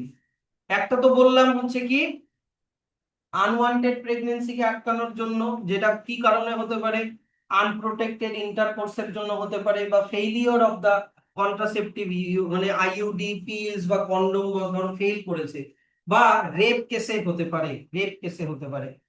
কিন্তু এমটিপি করার জন্য কি কখন করতে হবে, যে case where continuation of the pregnancy could be harmful or even fatal either to the mother or the foetus or both, মানে মায়ের ক্ষতি হচ্ছে বা বাচ্চার ক্ষতি হচ্ছে বা দুজনেরই ক্ষতি হচ্ছে, তখনই এমটিপি করবে। তো এমটিপি করার সেফ টাইম কোনটা বললাম, ফার্স্ট ট্রাইমস্টার মানে 12 উইকস এর মধ্যে। আর তারপরেও আর একটা টাইম আছে, মানে সেকেন্ড ট্রাইমস্টার মানে 12 উইক থেকে 24 উইকস এর মধ্যে, কিন্তু ওটা আবার লেখা আছে কি মাচ মোর রিস্কিয়ার, ওটা রিস্কি। ওটাতে বাচ্চাটা অনেকটা ডেভেলপ হয়ে গেছে, মায়ের সাথে লেগে গেছে, তো তাও রিস্কি হলেও অনেকে করিয়ে নেওয়া যায়, কিন্তু তারপরে আর করা যাবে না। কেন করা যাবে না? এক তো কারণ বাচ্চাটা মায়ের সাথে একদম প্লাসেন্টা দিয়ে খুব মানে ইয়েভাবে লেগে গেছে, ইন্টেন্সলি লেগে গেছে। 2 নাম্বার, 24 উইকস এর মধ্যে বাচ্চাটার ব্রেন ডেভেলপ হয়ে যায়, বাচ্চাটার ব্রেন ডেভেলপ হয়ে গেলে এমটিপি করলে বাচ্চাটা পেইন ফিল করবে, পেইন ফিল করবে, তার মানে তো এটা মার্ডার হয়ে যাবে, তাই কি না? কিন্তু 24 উইকস এর আগে করা মানে কি বাচ্চাটার ব্রেন ব্রেন ডেভেলপ হচ্ছে না, তো এমটিপি করলে বাচ্চাটা পেইন ফিল করবে না, তো ওটা মার্ডার হলো না, সেই জন্য এই 24 উইকস। তো যাই হোক, কিন্তু ব্যাপারটা হচ্ছে এগুলোর অনেক খারাপ জিনিস আছে। যদি কোনো ইললিগালি কেউ করে বা আনকোয়ালিফাইড কোয়াক্স কোনো বয়স্ক মহিলা বা কোনো একজন ইলিগাল একজন মহিলা বা কোনো একজন কেউ করে, তাহলে কিন্তু ওগুলোর জন্য অনেক রকমের ইনফেকশন হয়, বা 24 উইকস এর পরে করলে এত ব্লাড লস হবে যে মাটা মারা যাবে, এরকম কিন্তু এগুলো এগুলোর অনেক খারাপ দিক আছে। তো এগুলো জিনিস একটু দেখবা। তাহলে এমটিপি তোমরা এখান থেকে এই যে এত অব্দি ব্র্যাকেট করে দাও, এই যে সেক্সুয়ালি ট্রান্সমিটেড ইনফেকশনের আগে পর্যন্ত। আচ্ছা, নেক্সট তাহলে চলে আসো, sexually transmitted infection, STI full form মনে রেখো। এটার আরেকটা নাম সেক্সুয়ালি ট্রান্সমিটেড ডিজিজও বলে, এসটিডিও বলে। এবার আর এইদিকে দেখো, সেক্সুয়ালি ট্রান্সমিটেড ইনফেকশনের আরো অনেক নাম আছে, এক্সামের জন্য বলছি, ভেনারিয়াল ডিজিজেস ভিডি আর রিপ্রোডাক্টিভ ট্র্যাক্ট ইনফেকশন আরটিআই। তো পরীক্ষার সময় এসটিআই না দিয়ে তোমাকে আরটিআই দিল, তুমি বুঝতেই পারলে না এটার মানে কি, ওই একই জিনিস এসটিআই। তার মানে সেক্স করার সময়, ইন্টারকোর্স করার সময় একটা ছেলের থেকে কিছু ভাইরাস মেয়ের মধ্যে চলে গেল, বা মেয়ের থেকে কিছু ভাইরাস ছেলের মধ্যে চলে আসলো, তখন তার জন্য যে ডিজিজ গুলো হয় সেগুলোকে বলে এসটিআই।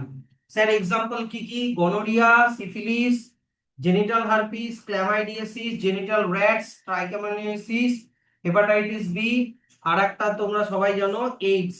এইডস এই অ্যাকোয়ার্ড ইমিউনো ডেফিসিয়েন্সি সিনড্রোম। আর যেটা কিসের জন্য হয়? এইচআইভি ভাইরাসের জন্য হয়, হিউম্যান ইমিউনো ডেফিসিয়েন্সি ভাইরাস। এবার স্যার এই ডিজিজ গুলোর মধ্যে খুব মন দিয়ে শুনবা, এই ডিজিজ গুলোর মধ্যে হেপাটাইটিস বি আর এইচআইভি এগুলো কিভাবে ছড়ায়? দেখা গেলো ইনজেকশন দিয়ে ছড়াচ্ছে, যার মধ্যে একজনের মধ্যে এই ভাইরাসটা আছে, ওই সেম ইনজেকশন দিয়ে আরেকজনকে দিয়ে দিল, তাহলে হয়ে যাবে। সার্জিক্যাল ইনস্ট্রুমেন্ট দিয়ে ছড়ায়, অপারেশন করে মানে ইনস্ট্রুমেন্ট গুলো ছুরি কাঁচি গুলো ঠিক করে পরিষ্কার করলো না, তখন ওই ওই ছুরি কাঁচি দিয়ে অন্যজনকে অপারেশন করলো। তারপরে তারপরে হচ্ছে তোমার ব্লাড ট্রান্সফিউশনের জন্য ছড়ায়, একজন ইনফেক্টেড পার্সনের ব্লাড অন্যজনকে দিয়ে দিল। হ্যাঁ, অথবা মাদার থেকে ফিটাসের মধ্যেও ছড়ায় প্রেগন্যান্সির সময় থ্রু প্লাসেন্টা। মায়ের মধ্যে যদি থাকে তাহলে প্লাসেন্টা দিয়ে বাচ্চার মধ্যেও চলে যায়। আচ্ছা স্যার, এবার এগুলো বুঝলাম। তো স্যার, এগুলো কি কিউরেবল না? কিওর করা যায় না? শোনো, হেপাটাইটিস বি, জেনিটাল হার্পিস আর এইচআইভি বাদ দিয়ে বাকি যতগুলো ডিজিজ আছে সেগুলো কমপ্লিটলি কিউরেবল, কিন্তু আর্লি স্টেজে ডিটেক্ট করতে হবে আর ট্রিট করতে হবে। বুঝা গেল? আচ্ছা, এবার আর একটা জিনিস বলি, যে স্যার এগুলো ডিজিজের আর্লি সিমটমস কি, মানে শুরু থেকে কি কি হবে? হতে পারে মাইনর, মানে আর ইনক্লুড ইচিং, একটু ইচিং হবে, ফ্লুইড ডিসচার্জ হবে, মানে পেনিস থেকে বা ভ্যাজাইনা থেকে পুজ বেরোবে, স্লাইট পেইন হবে, সোয়েলিং হবে। তা কোথায় হবে? জেনিটাল রিজিয়ন, মানে টেস্টিস, তারপরে ভ্যাজাইনা, এসবের কাছাকাছি। কিন্তু এখানে একটা মজার বিষয় কি, বেশিরভাগ ফিমেলরা এই সব ডিজিজের ক্ষেত্রে অ্যাসিম্পটোমেটিক হয়, মানে ওদের এই সব সিমটম গুলো নাও দেখা দিতে পারে, মানে ডিজিজটা আছে কিন্তু সিমটম গুলো হচ্ছে না। অ্যাসিম্পটোমেটিক মানে কি, সিমটম গুলো দেখা যাচ্ছে না। সেই জন্য মেয়েদের ক্ষেত্রে ওরা অনেকদিন আনডিটেক্টেড হয়ে থাকে, আর যখন সিমটম গুলো দেখা দেয় তখন আর করার কিছুই থাকে না। কি বোঝা গেল তো জিনিসটা? আচ্ছা, এবার স্যার, আহ, স্যার আর্লি স্টেজে এগুলোকে ধরা মুশকিল কেন? কেন, কারণ কি বললাম, অনেকের ক্ষেত্রে সিমটম গুলো কি বললাম, অ্যাবসেন্ট, বোঝায় থাকেই না, অথবা লেস সিগনিফিকেন্ট, মানে খুবই কম হয়েছে, ভাবছে যে একটু ইচিং হচ্ছে বা একটু ফ্লুইড ডিসচার্জ হচ্ছে, কি এটার জন্য ডাক্তারের কাছে যাব, থাক। আবার অনেকে আছে সোশ্যাল স্টিগমার জন্য ডাক্তারের কাছে যায় না, মানে ভাববে যে আমি একটা সেক্স রিলেটেড ডাক্তারের কাছে যাব, লোকে কি ভাববে, সোসাইটি কি ভাববে। তো এই কারণে অনেকে যায় না, তার জন্য কি হচ্ছে, ও অনেক দিন ধরে আনট্রিটেড থেকে গেল। তা এবার আনট্রিটেড থেকে গেলে তাহলে এবার বড়সড় সিমটম শুরু হয়ে যাবে। কি কি বড়সড় সিমটম হচ্ছে? পেলভিক ইনফ্ল্যামেটরি ডিজিজ হয়ে যাবে। পেলভিক মানে এই যে এই সব জায়গাগুলো ফুলে যাবে, ইনফ্ল্যামেশন মানে ফুলে যাওয়া, অ্যাবর্শন মানে নিজে নিজেই অ্যাবর্ট হয়ে যাচ্ছে, বাচ্চা হচ্ছে না, স্টিল বার্থ মানে মরা বাচ্চা হচ্ছে, স্টিল বার্থ মানে মরা বাচ্চা, একটপিক প্রেগন্যান্সি, একটপিক প্রেগন্যান্সি মানে ইউটেরাস বাদ দিয়ে অন্য জায়গায় ইমপ্ল্যান্টেশন হয়ে যাচ্ছে। একটপিক প্রেগন্যান্সি, মন দিয়ে শোনো, এইদিকে দেখো, ভাবো এটা হচ্ছে ফ্যালোপিয়ান টিউব, এটা ভাবো ইউটেরাস, এটা সার্ভিক্স, এটা ভ্যাজাইনা, হ্যাঁ? তো জাইগোট থেকে এমব্রায়ো হয়ে ইমপ্ল্যান্টেশন ইউটেরাসের মধ্যে হয়, হ্যাঁ কি না? ইউটেরাসের মধ্যে ইমপ্ল্যান্ট না হয়, দেখা গেলো ফ্যালোপিয়ান টিউবের মধ্যে ইমপ্ল্যান্ট হয়ে গেল, তাহলে তো বিপদ। বা মনে করো মনে করো সার্ভিক্সের এখানে ইমপ্ল্যান্ট হয়ে গেল, তাহলে তো বিপদ। তো এগুলোকে একটপিক প্রেগন্যান্সি বলে। একটপিক প্রেগন্যান্সি স্টার দিয়ে এখানে পাশে লিখে রাখো, implantation, implantation in other than uterus,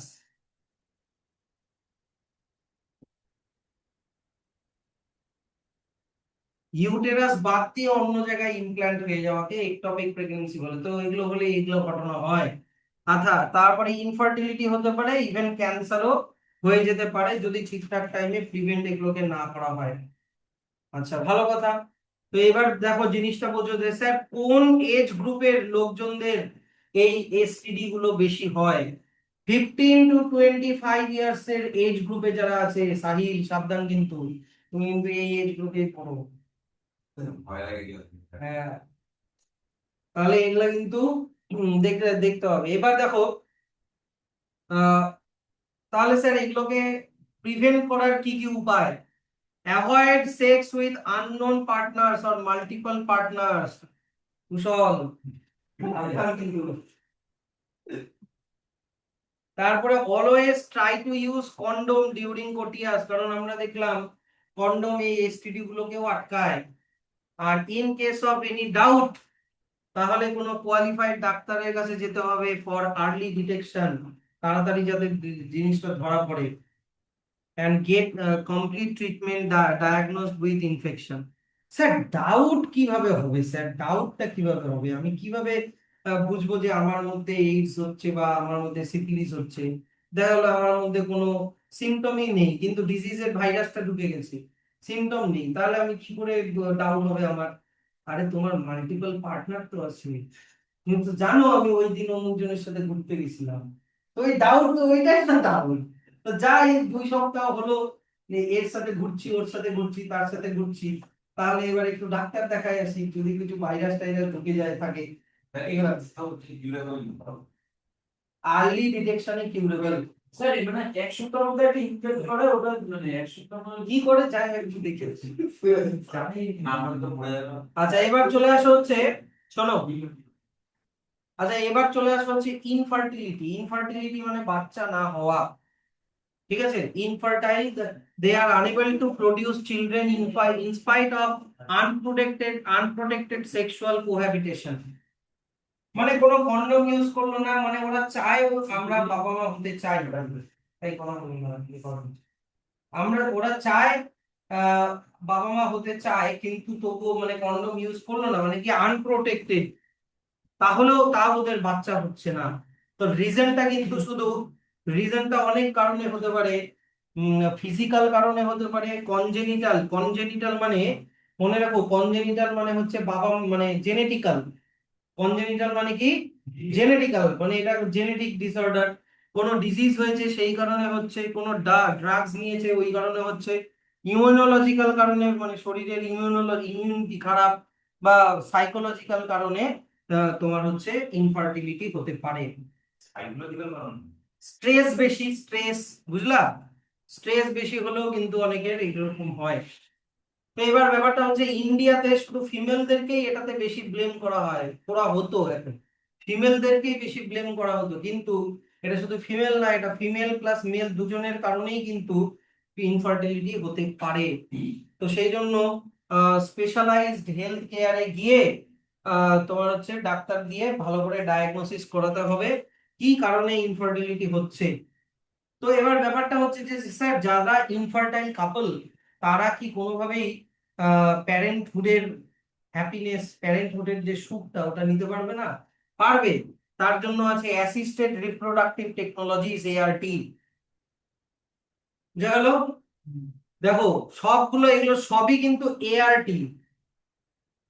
তোমার হচ্ছে আইভিএফ একটা এআরটি, তারপরে ইটি একটা এআরটি, আইইউটি একটা এআরটি, জিআইএফটি একটা এআরটি, আইসিএসআই একটা এআরটি, এগুলো সব কিন্তু এক একটা এআরটি, আর্টিফিশিয়াল রিপ্রোডাক্টিভ টেকনোলজিস। বুঝা গেল তো? এবার একটা একটা করে শুনুন। প্রথমে চলে আসো ইনভিট্রো ফার্টিলাইজেশন, তারপরে আসবা হচ্ছে ইনভিভো ফার্টিলাইজেশন। জিনিসটা বোঝো একটা একটা করে, এইদিকে তাকাও সবাই, আর এখান থেকে কোয়েশ্চেন আসবে আর জিনিসগুলো কনফিউজিং। ইনভিট্রো, ইন ভিট্রো মানে মায়ের বডির বাইরে, আউটসাইড। আর ইন ভিভো, ইন ভিভো মানে মায়ের বডির ভিতরে, মানে ইনসাইড। এবার ইন ভিট্রো আর ইন ইন ভিভো বুঝে গেলা, কিন্তু এবার ইন টেকনিকটা বুঝুন। প্রথমে কি কি কারণে হতে পারে দেখো, আমি একটা কথা বলছি, মনে করো একটা মেল আছে, এই মেলটা স্পার্ম বানাতে পারে, মানে মেলটা মোটামুটি ওকে। একটা ফিমেল আছে, ফিমেলটাও মনে করো ওভাম বানাতে পারে, এটা মনে করো ওভাম, মানে ফিমেলটাও ওকে। কিন্তু ভাবো ফিমেলটার ফিমেলটার ফ্যালোপিয়ান টিউবে কোনো ব্লকেজ আছে, বুঝা গেল? এই যে দেখো এই জায়গাটা একটা ব্লকেজ আছে, ব্লকেজ থাকার জন্য এখান থেকে ওভামটা এখানে অব্দি আসছে, কিন্তু স্পার্মটা অত অব্দি পৌঁছাতে পারছে না। এটা একটা কারণ হতে পারে। বা 2 নম্বর আরেকটা কারণ হতে পারে যে ফিমেলটার ইউটেরাসটা হেলদি না। বুঝা গেল? ফিমেলটার ইউটেরাসটা হয়তো হেলদি না। আচ্ছা, তাহলে ফ্যালোপিয়ান টিউব টিউব সব ঠিক আছে, এগুলা মনে করো কোনো ব্লকেজ টকেজ নাই, কিন্তু ফিমেলটার কি ঠিক নাই? মনে করো ইউটেরাসটা ঠিক নাই। এটা একটা কারণ হতে পারে। 2 নম্বর হতে পারে কি ফিমেলটা ওভাম বানাচ্ছে, ওভারির মধ্যে ওভামটা বানাচ্ছে, কিন্তু ওভামটা ওভিউলেশন হচ্ছে না। বুঝা গেল? মানে ওভামটা বের হয়ে এই ফ্যালোপিয়ান টিউবে আসছে না। যা কিছু হতে পারে, এমনও হতে পারে মেলটা স্পার্ম বানাচ্ছে, কিন্তু স্পার্ম কাউন্ট খুবই লো, নর্মালি 2 থেকে 3 মিলিয়নের মতো, সরি 20 মিলিয়নের মতো স্পার্ম কাউন্ট হওয়া উচিত একটা ইজাকুলেশনে, কিন্তু দেখা গেল কয়েক হাজার বা কয়েক লাখ। তা এত লো স্পার্ম কাউন্টে হবে না। 2 নাম্বার একটা হতে পারে যে মেলটা স্পার্ম বানাচ্ছে, কিন্তু মেলটার পেনিসের ইরেকশন হচ্ছে না, যেই কারণে পেনিস দিয়ে তোমার ইজাকুলেশন করে ফিমেল রিপ্রোডাক্টিভ ট্র্যাক্টের ভিতরে ইনসেমিনেট করতে পারছে না। অনেক কারণ হতে পারে, শুধু স্পার্ম আর ওভাম বানাতে পারলেই যে ফার্টাইল তা না, কিন্তু মেয়েটার ইউটেরাসটা খারাপ হতে পারে, তারপরে ছেলেটার পেনিসের ইরেকশনের প্রবলেম থাকতে পারে, স্পার্ম কাউন্ট কম হতে পারে, মেয়েটার ওভিউলেশন হচ্ছে না হতে পারে, মেয়েটার ফ্যালোপিয়ান টিউবে কোনো ব্লকেজ আছে এই কারণে হতে পারে, অনেক কারণে হতে পারে। এনি কেস যাই হোক না কেন, যদি দুজনেই স্পার্ম আর ওভাম বানাতে পারে তাহলে দুজনেরই স্পার্ম আর ওভাম নিতে হবে। কথাটা বোঝো? দুজনেরই স্পার্ম আর ওভামকে বাইরে বের করে নিতে হবে। তো মেয়েটার মনে করো ওভাম তো তৈরি হয় ওভারির মধ্যে, ইয়েস অর নো? এবার ওটা তো অনেকগুলো ফলিকলের মধ্যে দিয়ে পাস করে। লাস্ট ফলিকলটার নাম ছিল গ্রাফিয়ান ফলিকল, মনে পড়ছে? গ্রাফিয়ান ফলিকলের মধ্যে ম্যাচিওর্ড ওভাম থাকে, তার আগের ফলিকল থেকে নিলে হবে না। তো তোমাকে হচ্ছে ট্র্যাক করতে হবে, মেয়েটার মেনস্ট্রুয়াল সাইকেলটা ট্র্যাক করতে হবে, কতদিনে গ্রাফিয়ান ফলিকলটা তৈরি হচ্ছে, কতদিনে তার মধ্যে ম্যাচিওর্ড ওভামটা আছে, সেটাকে যদি ট্র্যাক করতে পারো, ট্র্যাক করে নিয়ে তাহলে মেয়েটার ওভারি থেকে আমি ম্যাচিওর্ড ওভামটাকে বের করে নিলাম, নিয়ে একটা পেট্রি ডিশ নিলাম, এই পেট্রি ডিশের মধ্যে একটা সিমুলেটেড কন্ডিশন আমি ক্রিয়েট করলাম। স্যার সিমুলেটেড কন্ডিশন মানে কি? মায়ের পেট ইউটেরাসের ভিতরে যেরকম কন্ডিশন থাকে ওরকম একটা সিমুলেশন বানালাম, ওই same pH, same enzyme, same তোমার গ্লুকোজ ফ্রুক্টোজ সব দিয়ে একটা, মানে মাদার রিপ্রোডাক্টিভ ট্র্যাক্টের ভিতরের ইনভায়রনমেন্টটা এখানে ক্লোন করে দিলাম। করিয়ে এখানে প্রথমে ওভামটা নিলাম, আর ওভামটা নিয়ে তারপরে কি করলাম, ছেলেটার অনেকগুলো স্পার্ম নিয়ে স্পার্ম দিয়ে এই ওভামটাকে ফার্টিলাইজ করালাম, কোনো না কোনো একটা স্পার্ম ওভামটাকে ফার্টিলাইজ করবে, করলে তো তাহলে ওটা কি হয়ে গেল, একটা জাইগোট হয়ে গেল, ইয়েস অর নো? এবার জাইগোটটা তারপরে ধীরে ধীরে এমব্রায়োর দিকে যাবে, হ্যাঁ কি না? জাইগোটটা সেল ডিভিশন করবে, সেল ডিভিশন করে প্রথমে 8টা সেল হবে, 1 2 3 4 5 6 7 8, 8 সেল পর্যন্ত যেতে পারে, তারপরে 8 সেল থেকে 16 সেল অবধি যাবে, হ্যাঁ কি না? 16 সেল অবধি যাচ্ছে, মনে করো এটা 16 সেল, তারপরে আরো ডেভেলপ করবে। যদি তুমি এই জাইগোট থেকে শুরু করে 8 সেল স্টেজ পর্যন্ত এইটাকে নিয়ে, আইদার জাইগোট বা 2 সেল বা 4 সেল বা 8 সেল, যে কোনো একটা স্টেজে নিয়ে যদি তুমি এইটাকে নিয়ে, এইদিকে তাকাবা, যদি এইটাকে নিয়ে তুমি ফিমেল ইউটেরাসের মধ্যে ট্রান্সফার করে দিতে পারো বা ফিমেল ফ্যালোপিয়ান টিউবের মধ্যে ট্রান্সফার করে দিতে পারো, বুঝা গেল জিনিসটা? তাহলে তুমি ফার্টিলাইজেশনটা শুধু বাইরে করাচ্ছ, আর যেহেতু বাইরে করাচ্ছ তাই এটার নাম হচ্ছে ইন ভিট্রো ফার্টিলাইজেশন। ফার্টিলাইজেশনটা বাইরে করাচ্ছ, ফার্টিলাইজেশনটা বাইরে করাচ্ছ একটা সিমুলেটেড কন্ডিশনের মধ্যে। কিসের মধ্যে? সিমুলেটেড কন্ডিশনের মধ্যে, কোনো টেস্ট টিউব বা পেট্রি ডিশের মধ্যে। তো এবার একটা জিনিস আমি তোমাদেরকে বলি, যদি তুমি জাইগোট থেকে 8 সেল স্টেজের মধ্যে ট্রান্সফারটা করো তাহলে হয়ে গেল, হচ্ছে তোমার, কোথায় গেল, হ্যাঁ, তাহলে তোমার হয়ে গেল জাইগোট ইন্ট্রা ফ্যালোপিয়ান ট্রান্সফার, বুঝা গেল? আর যদি তুমি তার বেশি কোনো স্টেজ নাও, মানে ধরো 16 সেল স্টেজ, মানে মরুলা বা ব্লাস্টুলা, এই সব স্টেজে নাও, মরুলা ব্লাস্টুলা মনে আছে তো? মরুলা স্টেজে মানে 16 সেল স্টেজ বা তারপরে যদি কোনো স্টেজে নিয়ে গিয়ে ট্রান্সফার করো তাহলে ওটাকে বলে এমব্রায়ো ট্রান্সফার, কারণ ওটাকে এমব্রায়ো হয়ে গেল তো এখন, একই না? তাহলে ওটাকে বলে এমব্রায়ো ট্রান্সফার।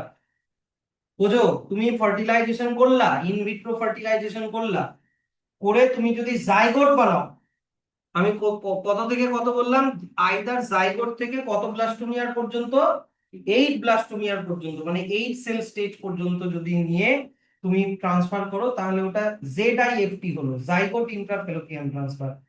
কিন্তু যদি তুমি তার থেকে বেশি সেল স্টেজ নাও, মানে মোর দ্যান 16 সেল স্টেজ, মানে মোর দ্যান 16 সেল হলে তো ওটা এমব্রায়ো হয়ে গেল, হ্যাঁ কি না? আর এমব্রায়ো নিয়ে যদি ট্রান্সফার করো তাহলে ওটা কি হয়ে গেল, এমব্রায়ো ট্রান্সফার। তো এখান থেকে যে বেবিগুলো হয় সেই বেবিগুলোকে টেস্ট টিউব বেবি বলে। টেস্ট টিউব বেবি মানে যেগুলো যে বাচ্চাটা গোটাটাই টেস্ট টিউবের মধ্যে হচ্ছে, টেস্ট টিউবের মধ্যে শুধু ফার্টিলাইজেশন হচ্ছে। বুঝা গেল তো? আচ্ছা, এবার এখন স্যার কথাটা হচ্ছে যে স্যার এমব্রায়ো ট্রান্সফারটা যে করব, এমব্রায়ো ট্রান্সফারটা কোথায় করব? তুমি এমব্রায়ো ট্রান্সফার ফ্যালোপিয়ান টিউবেও করতে পারো, অথবা ডাইরেক্ট কোথায় বলো তো, ইউটেরাসেও করতে পারো। বুঝো, আমি কিন্তু এখান থেকে দুটো জায়গা, দুটো করেছি দেখো। একটা করেছি ফ্যালোপিয়ান টিউবে নিয়ে গিয়ে ছেড়ে দিল, অথবা ইউটেরাসে নিয়ে গিয়ে ছেড়ে দিল। যদি তোমার ফ্যালোপিয়ান টিউবে নিয়ে গিয়ে ছেড়ে দেয়, ভাবো জাইগোটটাকে বা এমব্রায়োটাকে, পরে তো ওটা এসে ইউটেরাসে ইমপ্ল্যান্ট হবে, হ্যাঁ কি না? আর যদি ডাইরেক্ট এই এমব্রায়োটাকে নিয়ে ডাইরেক্ট ইউটেরাসে ইমপ্ল্যান্ট করে দেয়, তাহলে তো আর কোনো গল্পই থাকলো না। কিন্তু ওগুলো কিন্তু তোমার কোথায় লেখা আছে? এই ইয়েগুলোর মধ্যে লেখা আছে। আমাকে বলো তো, জাইগোট মানে জাইগোটকে ট্রান্সফার করা হচ্ছে ইন্ট্রা ফ্যালোপিয়ান ট্রান্সফার। তার ফ্যালোপিয়ান দেখে কি বুঝলাম? কোথায় ট্রান্সফার করা হবে? ফ্যালোপিয়ান ট্রান্সফার, ফ্যালোপিয়ান টিউবে ট্রান্সফার করা হবে। আর যদি বলা হয় ইন্ট্রা ইউটেরাইন ট্রান্সফার, ইউটেরাসের মধ্যে ট্রান্সফার করা হচ্ছে। আচ্ছা স্যার, এবার এবার বলো তো, ফ্যালোপিয়ান টিউবের মধ্যে কাকে ট্রান্সফার করা হয়? জাইগোটকে। কিন্তু ইউটেরাসের মধ্যে কাকে ট্রান্সফার করা হয়? দেখো কি লেখা আছে, এমব্রায়োকে। পারবে তো এগুলা? এগুলা কিন্তু খুব, আমি বলে দিলাম, এগুলা কিন্তু কনফিউজিং, আর এখান থেকে কোশ্চেন আসবেই। ভালো কথা, তাহলে ইন ভিট্রো ফার্টিলাইজেশন সবই বুঝে গেলাম। এবার ইন ভিভো ফার্টিলাইজেশন কি? ইন ভিভো ফার্টিলাইজেশন এর থেকে অনেক সোজা। কি জিনিস? মনে করো ফিমেলটা এখান থেকে ওভাম থেকে, ওভারি থেকে একটা ওভাম রিলিজ করেছে এখানে, হ্যাঁ। এখানে মনে করো ওভামটা ওয়েট করছে, তোমাকে ট্র্যাক করতে হবে। ওভাম বের হওয়া মানে কি বলো? ওভাম বের হওয়াকে কি বলে? ওভিউলেশন। তো ওভিউলেশনটাকে তোমাকে ট্র্যাক করতে হবে ফিমেলটা। যেই দিন ওভিউলেশন হলো, তার ঠিক 2 দিনের মধ্যে তোমাকে ইনজেকশন দিয়ে বা কোনো একটা ডিভাইস দিয়ে এই এর মধ্যে স্পার্ম ছেড়ে দিতে হবে। বাবাটার বা কোনো ডোনারের স্পার্ম ছেড়ে দিতে হবে। বাবা যদি স্পার্ম তৈরি করতে পারে, তাহলে বাবার স্পার্ম, হয়তো বাবার পেনিসের ইনজেকশন হচ্ছে না, সেই জন্য নিজে থেকে পারছে না ন্যাচারালি, তাহলে কোনো ইনজেকশন দিয়ে বা কোনো ডিভাইস দিয়ে ভিতরে ইনজেক্ট করতে হবে। আর যদি বাবা স্পার্মই না বানাতে পারে, তাহলে ডোনারের থেকে নিতে হবে। নিয়ে তাহলে স্পার্ম গুলো নিজে নিজেই মোটিলিটি করে করে যায় গিয়ে এখানে ফার্টিলাইজ করে দিল। তাহলে এবার হলো ফার্টিলাইজেশনটা মায়ের পেটের ভিতরে হলো না বাইরে? ভিতরে হলো। ভিতরে হলেই মানে ওটা কি বলতো, ইন ভিভো ফার্টিলাইজেশন। তাহলে এখানে কি করা হচ্ছে যে ডাইরেক্ট স্পার্মটাকে ট্রান্সফার করে দেওয়া হচ্ছে, গ্যামেটটাকে ট্রান্সফার করে দেওয়া হচ্ছে। এটা, এটার আরেকটা নাম গ্যামেট ইন্ট্রাফ্যালোপিয়ান ট্রান্সফার। তাহলে গ্যামেট মানে কাকে ট্রান্সফার করা হবে বলো? গ্যামেটকে ট্রান্সফার করা হবে। ফ্যালোপিয়ান ট্রান্সফার মানে কোথায় ট্রান্সফার করা হবে বললো? ফ্যালোপিয়ান টিউবে ট্রান্সফার করা হবে। এই যে আহ, আহ, এখানে মনে করো ওভামকে, ওভামকে কালেক্ট করা হবে। সেই ওভামটাকে যদি মনে করো মা, মনে করো ওভাম বানাতে পারে না, বুঝলা? মা যদি ওভাম বানাতে না পারে, তাহলে কার থেকে ওভামটা নিবে? ডোনারের থেকে ওভামটা নিবে। তারপরে ডোনারের থেকে ওভামটা নিয়ে কোথায় ট্রান্সফার করবে? ফ্যালোপিয়ান। মনে করো কোনো মাসি বা পিসি, না পিসি নিলে ব্যাপারটা ঠিক হবে না, আবার এদিকে বাবার স্পার্ম আসবে ব্যাপারটা। মাসির মনে করো ওভাম নিল, নিয়ে ওটাকে ফ্যালোপিয়ান টিউবে দিয়ে দিল। আর ওই দিক থেকে মনে করো হচ্ছে তোমার ইয়ে করলো, বাবার স্পার্ম গুলো নিয়ে ওর মধ্যে দিয়ে দিল। Another female who cannot produce one but can provide suitable environment for fertilization and further development is another attempted, another method attempted. এইটাকে বলে সারোগেট মাদার। এটাকে বলা হচ্ছে সারোগেট মাদার, মানে ইউটেরাসকে ভাড়া দেওয়া। ইউটেরাসকে ভাড়া দেওয়া মানে জিনিসটা এদিকে দেখো, সারোগেট মাদার মানে ইউটেরাস ভাড়া দেওয়া। মনে করো একটা মেল, মেল মনে করো স্পার্ম বানাতে পারে, ঠিক। এবার মনে করো একটা ফিমেল, ফিমেলটাও মনে করো ওভাম বানাতে পারে, এটাও ঠিক। কিন্তু এই ফিমেলের ইউটেরাসটা ঠিক নেই। ভাবো ফিমেলের ইউটেরাসটা মনে করো ঠিক নেই, তাহলে ওরা কি করবে? অন্য একজনের ইউটেরাস ভাড়া নিবে। অন্য একজনের ইউটেরাস ভাড়া নিবে যার ইউটেরাসটা ভালো। তো কি করলো? প্রথমে এই ফিমেলের ওভামটাকে এই অন্য মহিলার ফ্যালোপিয়ান টিউবে ট্রান্সফার করলো, বোঝা গেল। তারপরে মেলের স্পার্মটাকে নিয়ে ওর ভ্যাজাইনার মধ্যে ইন্ট্রোডিউস করে দিল। তাহলে স্পার্মটা যাবে, গিয়ে এই ওভামটাকে ফার্টিলাইজ করবে, তারপরে এমব্রায়োটা গিয়ে ইউটেরাসের মধ্যে ইমপ্ল্যান্ট হয়ে যাবে। কম্প্যাটিবল হতে হবে। যেমন এটা নিয়ে একটা খুব পপুলার মুভি আছে, কি নাম, মিমি। মিমি, এখানে মেলটাও ছিল কি একজন বিদেশি, ফিমেলটাও ছিল বিদেশি। মেলটা স্পার্ম দিল, ওর যে বিদেশি ওয়াইফটা ও ওভাম দিল। মিমি শুধু ভাড়া দিয়েছিল ওর ইউটেরাসটা। তাই বাচ্চাটা দেখতে কিন্তু বাবা মার মতনই হয়েছে, বাচ্চাটা কিন্তু মিমির মতো দেখতে হবে না। মানে যে ইউটেরাস ভাড়া দিচ্ছে তার মতো দেখতে হবে না, কারণ স্পার্মের জিন আর মিমিকে টাকা দিবে। মিমিকে টাকা দিবে। তো স্পার্মের জিন আর ওভামের জিন তো বাবা মার তো যার জিন তার মতনই না দেখতে হবে। তো মেয়ে স্পার্ম আর ওভাম তো বাবা মারই। খালি মেয়েটার বউটার মনে করো ইউটেরাসটা খারাপ জন্য ও অন্যের ইউটেরাস ভাড়া নিয়েছে। তো এটাও করা যেতে পারে। তো এগুলা অনেক কেস হতে পারে যে ডোনার নিতে পারে, ডোনারের থেকে ওভাম স্পার্ম নিতে পারে, বা সবই ঠিক আছে কিন্তু অন্যের থেকে মনে করো ইউটেরাস থেকে ভাড়া নিল। এনিওয়ে, আচ্ছা এবার লাস্ট এখানে চলে আসা হচ্ছে ইন্ট্রাসাইটোপ্লাজমিক স্পার্ম ইনজেকশন, আইসিএসআই। কি কি করা হবে, ভালো করে মন দিয়ে শোনো, দেখো। মনে করো একটা পেট্রি ডিশ নেওয়া হলো, পেট্রি ডিশের মধ্যে ফিমেলের ওভামটাকে নেওয়া হলো, তারপরে একটা ইনজেকশন দিয়ে, খুব টাইনি ইনজেকশন হয় এটা, ইনজেকশন দিয়ে ইনজেকশনের মধ্যে বাবার স্পার্ম গুলোকে লোড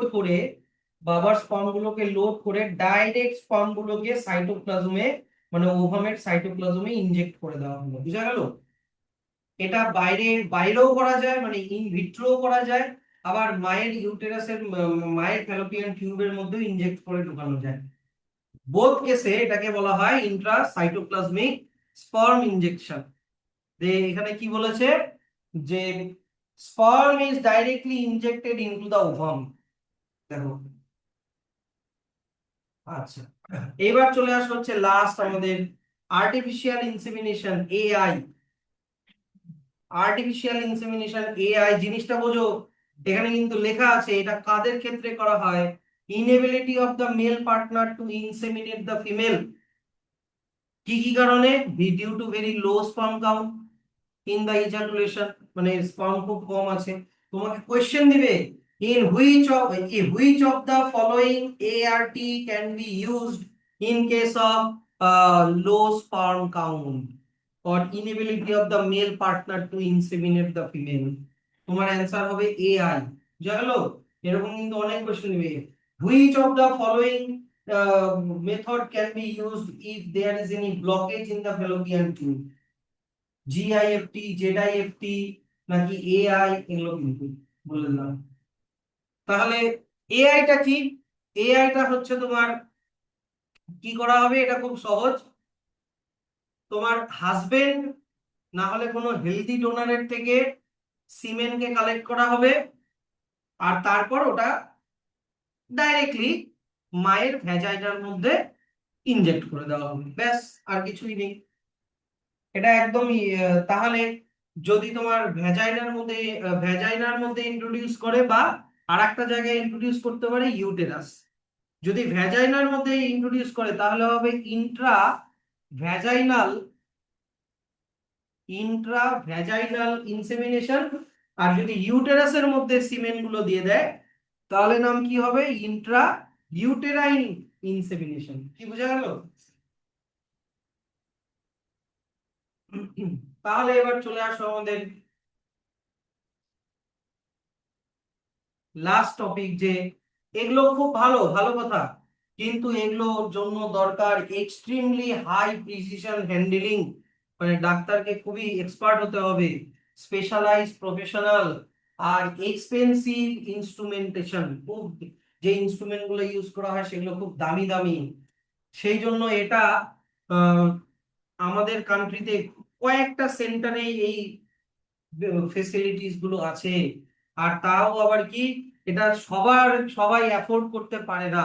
এইগুলো করতে অনেক টাকা লাগে, 20 লাখ 25 লাখ অনেক টাকা লাগে। তো আর একটা ব্যাপার আছে যে অনেকে ডোনেট করবে ও 20-30 লাখ টাকা করে। ডাক্তারকেও তো দিতে হবে আর অনেক কিছু।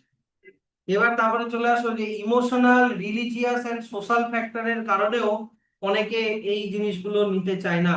যে মনে করো একজন একটা হাজবেন্ড ও ডোনারের স্পাম দিয়ে নিজের ওয়াইফের ওভামটাকে ফার্টিলাইজ করানোর পরে ও একসেপ্ট করছে না চাইল্ডকে, বলে যে এটা তো আমার বাচ্চা না, আমি কেন এটাকে মানুষ করবো। এনিওয়ে, তো এরকম ইমোশনাল, রিলিজিয়াস আর সোশ্যাল ফ্যাক্টরের কারণেও এগুলো অনেকে নেয় না। তো এই কারণ যদি না নেয় তাহলে কি হবে স্যার? না নিলে তো বাচ্চাটা অরফেন হয়ে গেল, হ্যাঁ কি না? অরফেন হয়ে গেল বা তখন ডেস্টিটিউট চিলড্রেন হয়ে গেল। তাহলে সেক্ষেত্রে উপায় কি? তাহলে এখন আমাদের ইন্ডিয়াতে এমন কিছু লজ আছে যেই ল গুলো অন্যের বাচ্চাকে অ্যাডপ্ট করার পারমিশন দেয়। তাহলে একটু অরফেনেজ এগুলো কমানো যাবে, হ্যাঁ কি না? Our laws permit legal adoption and it is as yet one of the best method for couples looking for parenthood.